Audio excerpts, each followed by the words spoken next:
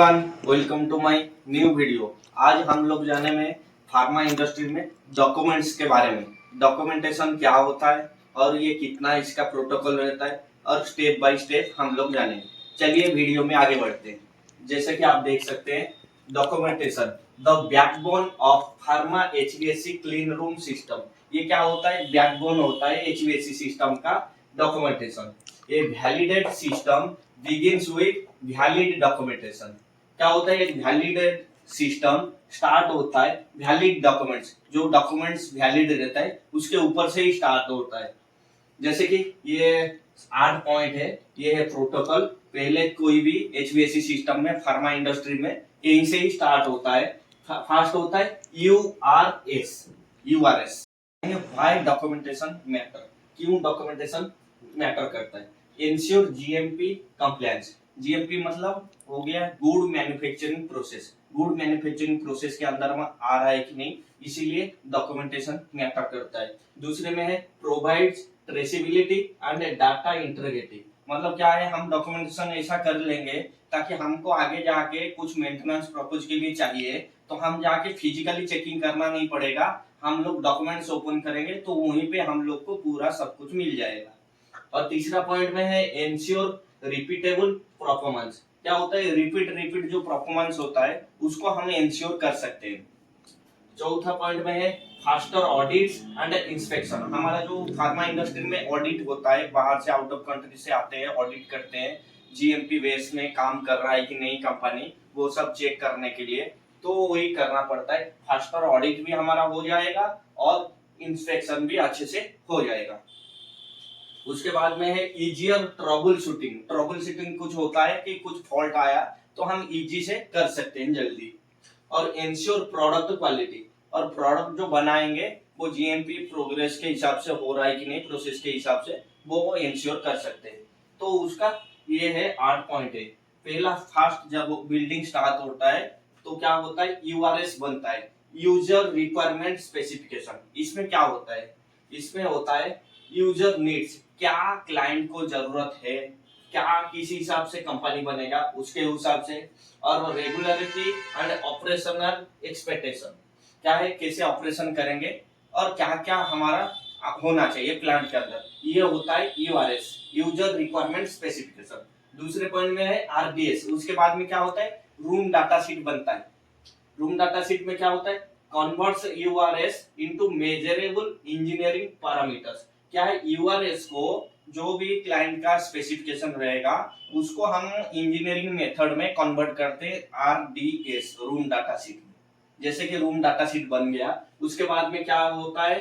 DQ बनता है, design qualification बनता है। डिजाइन में क्या है? Verifies that the design meets URS and regularity requirement. जो क्लाइंट का यूआरएस रहेगा वो हिसाब से डिजाइन हमारा बनता है, डिजाइन को हिसाब से मीट करा जाता है यूआरएस के रिक्वायरमेंट के हिसाब से।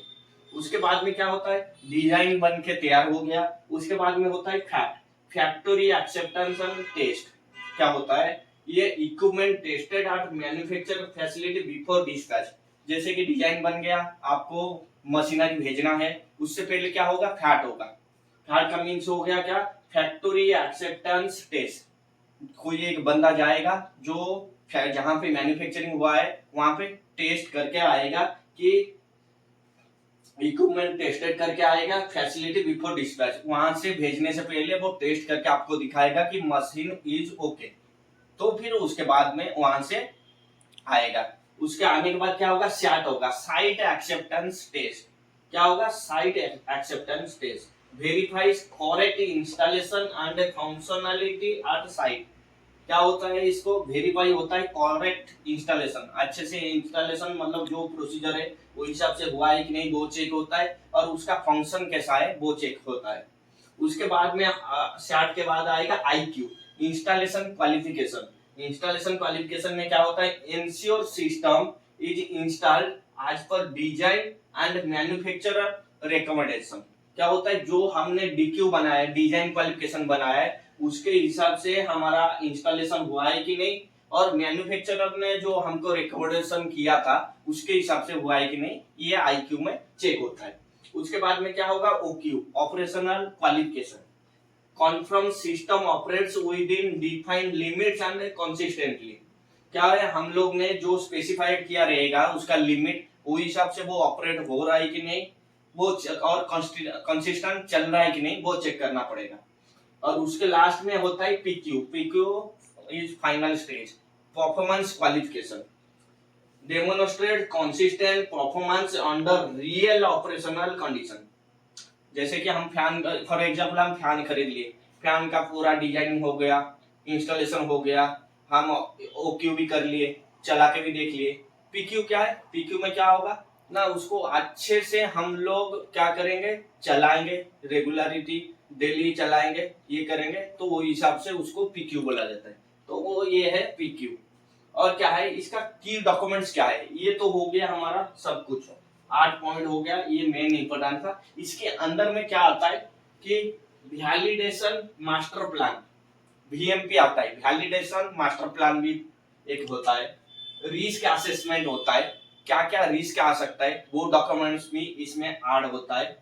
और जैसे कि प्रोटोकॉल बोला जाता है, डीक्यू, आईक्यू, ओक्यू, पीक्यू, वो भी ऐड होता है। जितना टेस्ट रिपोर्ट्स होता है, जितना मशीन का टेस्ट रिपोर्ट होता है वो भी ऐड करा जाता है।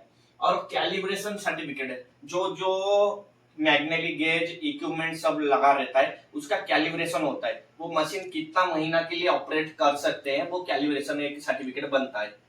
ठीक है। और एसओपीस, जो जो एसओपी लगता है इसको चलाने के लिए, वो एसओपी बनेगा। और आज बिल्ड ड्राइंग, जैसे कि काम खत्म हो गया, कहीं से कुछ चेंजेस हुआ है तो आज बिल्ड ड्राइंग बनेगा।